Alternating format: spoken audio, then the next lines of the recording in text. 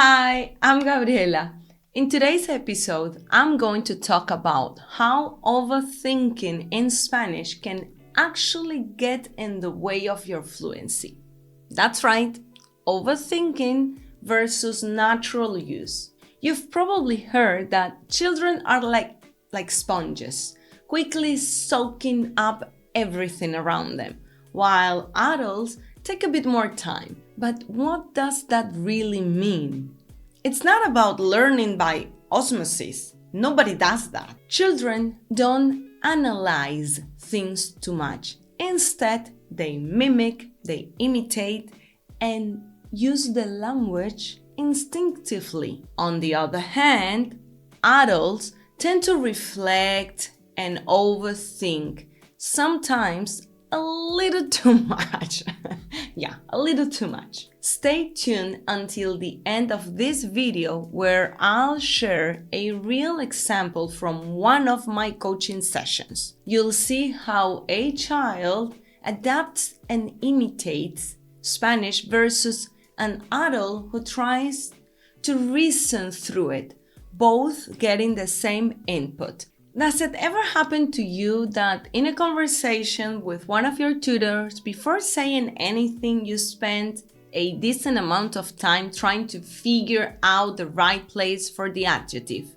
Is it after or before the noun, or do you just think about the agreement between the gender, the number, and the noun? Is it La Casa Blanca or La Casa Blanco? And why is it Blanca and not Blanco? Then you realize you've been hesitating for the last couple of minutes and not talking. I know, I've pulled a lot of my students out of that rabbit hole myself, really. So, at this point, you might be wondering, what's your point, Gabriela? My point is, the purpose of learning a language is to communicate and connect with people, but we overthink grammatical aspects. We get isolated in our mind and miss a lot of the interaction. Not only that, but we also grow insecurities by doing that, which definitely doesn't help with our conversation skills. Not at all. So, let's see one of the sessions from my conversation program where you can make your own conclusions and reflect on the learning process of a child versus an adult. Let's go. All right, so here we are. I'm going to give you a bit of context about what you are going to watch now, right? This is one of the sessions, like one of my coaching sessions. And what's happening here is that we are playing the Cadáver Exquisito game, which is basically adding and repeating in order to build up a sentence together.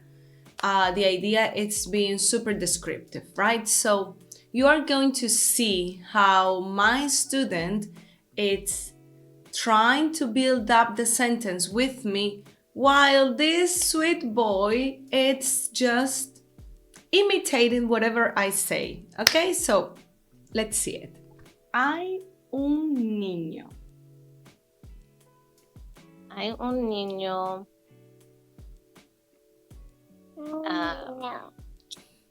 Hay un niño. And one thing that's happening here that is super interesting is the way that my student is looking away because she's thinking, overthinking. She's going in this rabbit hole trying to figure out what is the perfect word to add after this, opposite to his attitude, which he's with his eyes right on me, like he doesn't stop looking at me, and he's getting whatever I'm saying. So let's put it back again from here, and we see it better. Un niño. Hay un niño.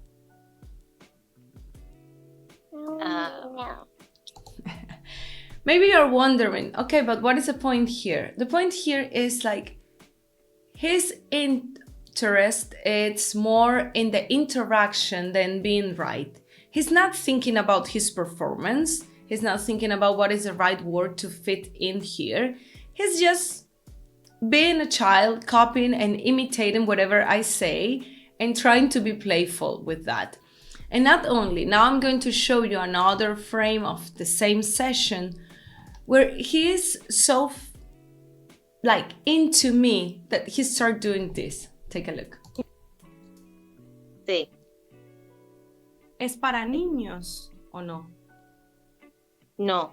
No, ok. Es decoración Comer. para... Es comer. Are you to eat to that? So he is looking at me, he hears comer, I'm saying comer, yum yum yum, and he starts doing like nom nom nom. To comer. Look. Es para comer. Y es japonés.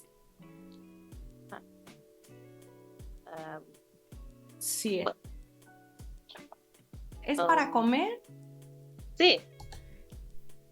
Now what he's trying to do is trying to copy all my facial expressions. Pay attention to that.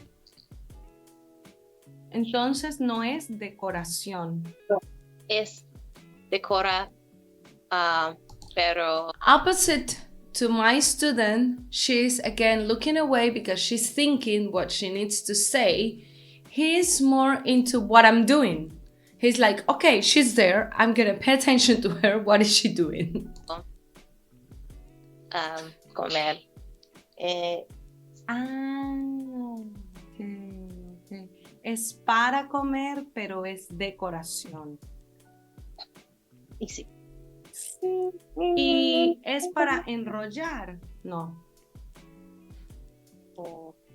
No. no es para enrollar. ¿Qué es? What is it? Okay, so what is my point here? That we're gonna learn from each other. And for really picking up the language, it's not a matter of being grammatical right or grammatical perfect or aiming this perfection in a conversation, because this is just holding us back. One thing that we can integrate into our conversation is our ability to imitate. The first language that we learn that by imitation. Our mirror neurons are doing that job, but we need to give the information, and that information it's being provided by the other person that is with you in the interaction. So looking closely, trying to copy and imitate whatever you hear, even if you feel like shy or you're an introvert or whatever, it's key in a conversation. So let's continue to the other video and we continue talking there. All right. From my perspective, it's absolutely amazing how playful a child's approach to everything is. I used to be a kindergarten teacher and it never stopped surprising me. I know most of you must be thinking, Gabriela, this is great, but how can I apply these fundamentals to my conversation in Spanish? Okay, here comes the coaching part. We can definitely train ourselves to emulate a child's attitude and integrate it into our conversation practice. How? Easy. Let me show you one of my coaching sessions where one of my students uses the principle of imitating and repeating, so it's clear. Okay, so here we are. We are about to watch one of the sessions with one of my students where he's using the principle of imitating, repeating, and asking. Why is this important? Because when we hear a word that we don't know, if we can copy and imitate the way that it sounds, we have more chances to use that word in the future and help our brain to build like a meaningful connection with the word and create that path in our brain. So let's see how he does it, okay? Let's see the interaction. Un problema. Sí. Sí. Pero una vez pinté mi habitación cuando era adolescente, terrible. Cada pared la pinté de un color diferente. Oh my. Y la pinté con esponjas. Esponja, sí. Esponjas. ¿Qué es? Esponjas. Esponja, sí. Esponjas es lo que utilizas para lavar platos. Ah, Una esponja. ok. Pues con esponja y color naranja, la Ah. pared. That was a bad idea, but anyways. So the way that he's using this back and forth with the word esponjas, esponjas, esponjas, and we circle back a bunch of times. First, he improved his pronunciation. Second, he copies the way that I'm saying the word. And this increases his chances for using the word in the future. So if we are aware of our imitation skills and we try to get stronger imitation skills and develop stronger imitation skills, we are going to learn a lot from every single interaction in Spanish that we are having. Okay, so enough of this and let's go back to the other video. Wow, we've come to the end of this episode. Thank you so much for watching. I hope you found some valuable insights here. And thank you so much for what you're doing for this channel.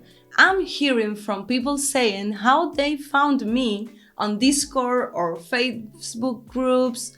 Thank you so much for spreading the word out there. It means a lot. And keep your thumbs up on this video, okay? Ciao, ciao.